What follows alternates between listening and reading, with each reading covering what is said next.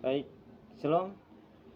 Perkenalkan, nama saya Marcelis Mau. Saya dari Universitas Tribuana Kalabai, program studi PGSD semester 1, tepatnya kelas D. Di sini saya akan menyampaikan materi tentang pendidikan sebagai pilar utama pembangunan nasional. Baik. Pendidikan sebagai pilar utama pembangunan nasional.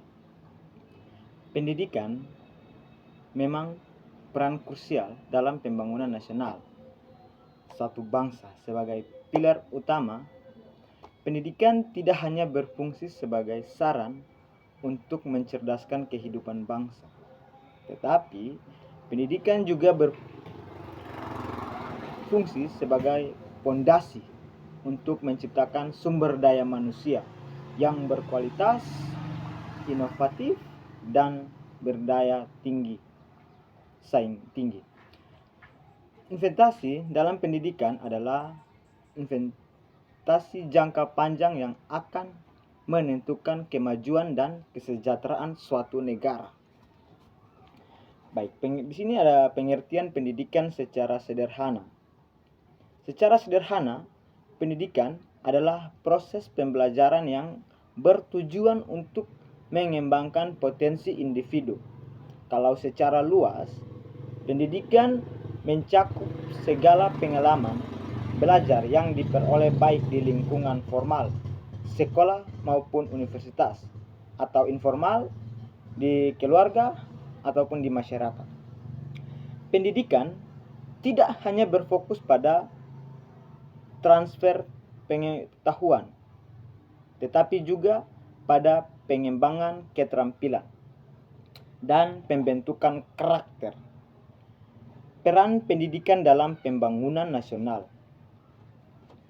Meningkatkan kualitas SDM, pendidikan yang berkualitas menghasilkan tenaga kerja yang kompeten, terampil, dan mampu beradaptasi dengan perubahan zaman. SDM yang berkualitas sangat dibutuhkan untuk menggerakkan roda perekonomian dan pembangunan di berbagai sektor. Mendorong inovasi dan kreativitas.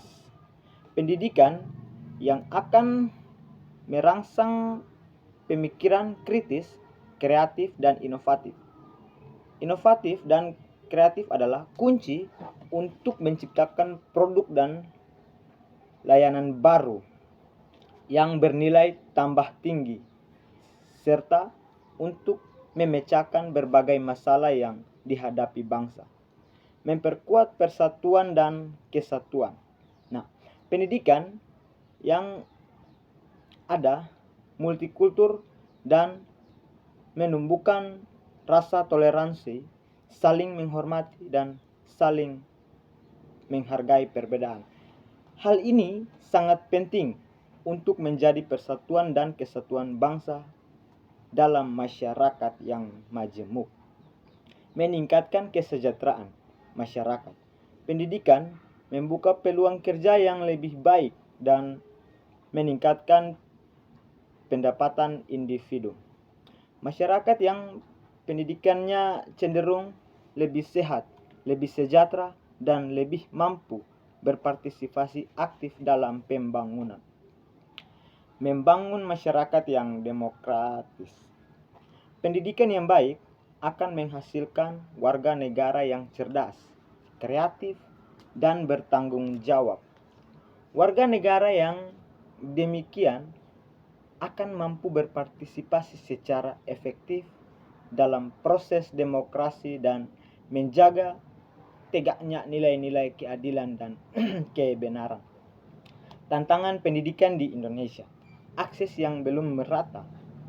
Keterbatasan akses pendidikan masih menjadi masalah di seluruh Indonesia, terutama di daerah terpencil, daerah-daerah tertinggal, dan daerah-daerah perbatasan. Banyak anak-anak yang tidak bersekolah karena faktor ekonomi, geografi, atau sosial budaya. kualitas yang belum memandai. Kualitas pendidikan di Indonesia masih tertinggal dibandingkan dengan negara-negara lain. Hal ini disebabkan oleh berbagai faktor, seperti kualitas guru yang belum merata, kualitas yang kurang relevan, pasti hanya kurang memandai, dan sistem evaluasi yang kurang efektif. Baik, mungkin hanya itu saja yang saya materi yang saya pahami tentang pilar utama. Pilar adalah pembangunan utama. Baik, sekian dan terima kasih. Shalom. Tuhan Yesus memberkati.